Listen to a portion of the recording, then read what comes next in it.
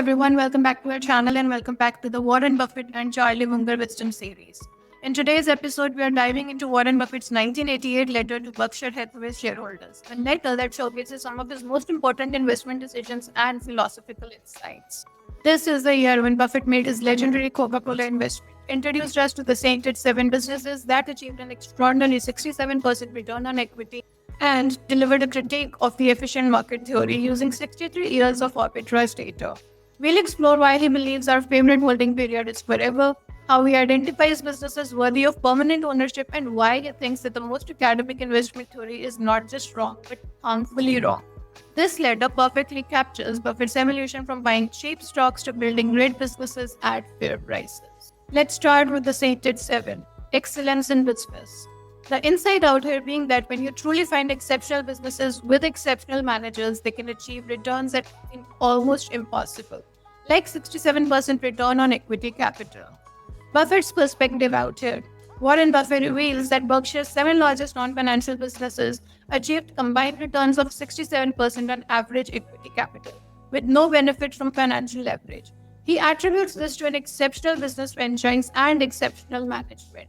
Why it matters? This demonstrates what's possible when you combine great businesses with great managers. These aren't high-tech companies or exotic investments. They're traditional businesses doing ordinary things exceptionally well. The key to finding businesses that grow while requiring minimum additional capital investment.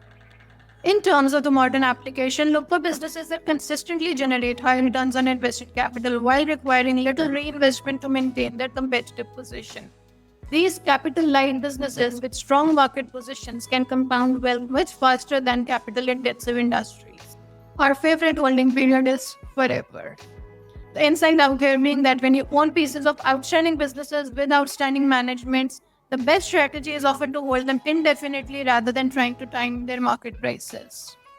Buffett's perspective out here, announcing major purchases of Coca-Cola and Freddie Mac, Buffett states, when we own portions of outstanding businesses with outstanding managements, our favorite holding period is forever.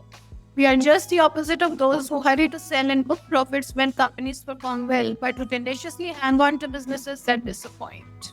So why does it matter? This challenges the conventional wisdom of taking profits and portfolio turnover. The best businesses come from being valuable over time, so selling them to buy lesser businesses is often counterproductive. Here, he also mentions that, as Peter Lynch put it, this behavior is like cutting the flowers and watering the weeds. The modern application for this: identify your highest quality holdings and resist the urge to sell them just because they've gone up in price. Instead, focus on whether the underlying business fundamentals are still improving. If so, let them compound wealth over decades rather than years. The critique of the efficient market theory.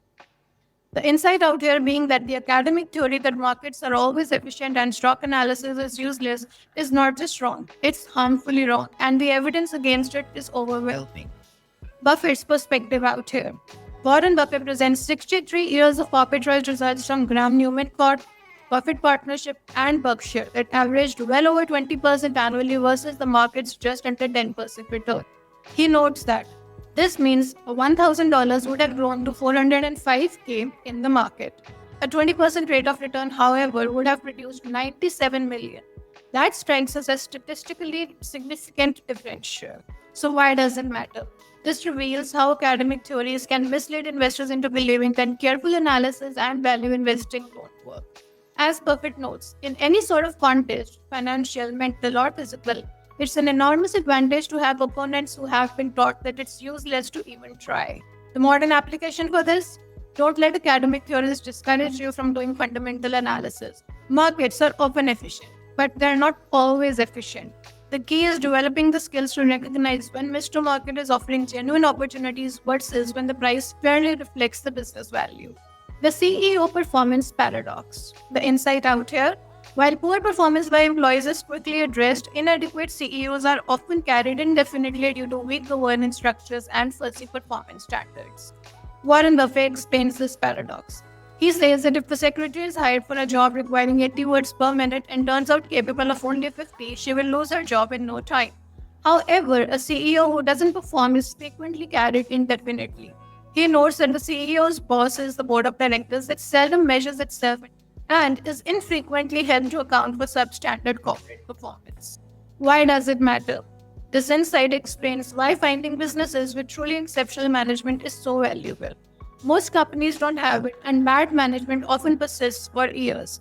It also reveals as to why the owner managers often outperform the hired managers. The modern application out here being that when evaluating potential investments, pay special attention to management quality and governance structure. Look for the companies where management has significant ownership stake and where boards hold CEOs accountable for results, not just tenure. The arbitrage masterclass. The insight out here: arbitrage can provide superior returns when done selectively and intelligently. But it requires answering four key questions about probability, timing, competition, and downside risk. Buffett's perspective out here: through a detailed Architect Corp story, Buffett demonstrates sophisticated arbitrage thinking. When KKR offered to buy Architect for $37 plus two-thirds of any additional government payouts for the seized Redwood lands, Buffett had to evaluate multiple probabilities and outcomes. The investment ultimately returned not just the expected $37, but an additional $29 per share from the Redwood settlement. Why does it matter? This shows how intelligent analysis can uncover opportunities that less sophisticated investors miss. The key is asking the right questions: likelihood of completion, time required, potential for better offers, and the downside if the deal fails.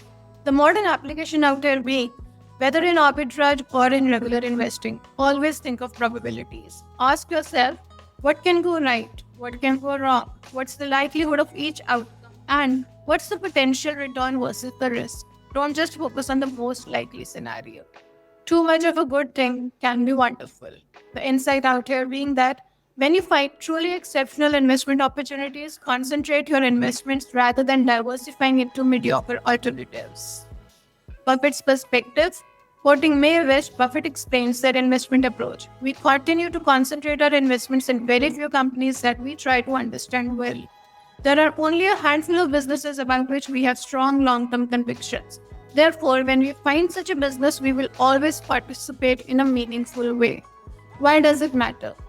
This challenges the conventional wisdom of broad diversification. While diversification reduces risk, it also dilutes return from your best ideas. If you have done your homework and found truly exceptional businesses, concentration can be less risky than diversification. This brings us to the Charlie Munger corner. Charlie's influence is evident throughout, particularly in the analytical rigor of the arbitrage discussion and the focus on business quality over just prices. Buffett mentions that Charlie shares his preference for holding great businesses forever rather than trading them. The spotlight quote from this letter: it has been far safer to steal large sums with a pen than small sums with a gun. This observation about accounting fraud highlights how financial manipulation often goes unpunished, while providing a cautionary note about trusting reported earnings without understanding the underlying business reality. This brings us to the actionable takeaways from this particular episode. First and foremost, audit your forever holdings. Review your portfolio and identify businesses you'll be comfortable owning even if the stock market is closed for the next 10 years. Focus on improving these core positions rather than constantly searching for new opportunities. Secondly, calculate true returns on capital. For your holdings, look beyond the reported earnings to understand how much capital the business actually needs to grow. Prioritize businesses that can expand without proportional capital increases. And lastly, also focus on the arbitrage. Before making any investment decision, ask Buffett's four arbitrage questions. What's the probability of success? How long will it take? What could go better than expected? What happens if things go wrong? In closing, we can say that the 1988 letter showcases Buffett's analytical and philosophical peak. From St. Ed 7's extraordinary returns to devastating critique of the academic theory, this letter demonstrates why focusing on business fundamentals and long-term thinking consistently beats market timing and academic formulas. Most importantly, this letter also shows the evolution of Buffett's thinking, from buying cheap stocks to buying great businesses and holding them forever. The Coca-Cola investment alone validated this approach, becoming one of the greatest investments in history. That's all that we have for you in this episode of the Warren Buffett and Charlie Munger Wisdom series. Hope you're enjoying this series. Do stay tuned in for the next episode.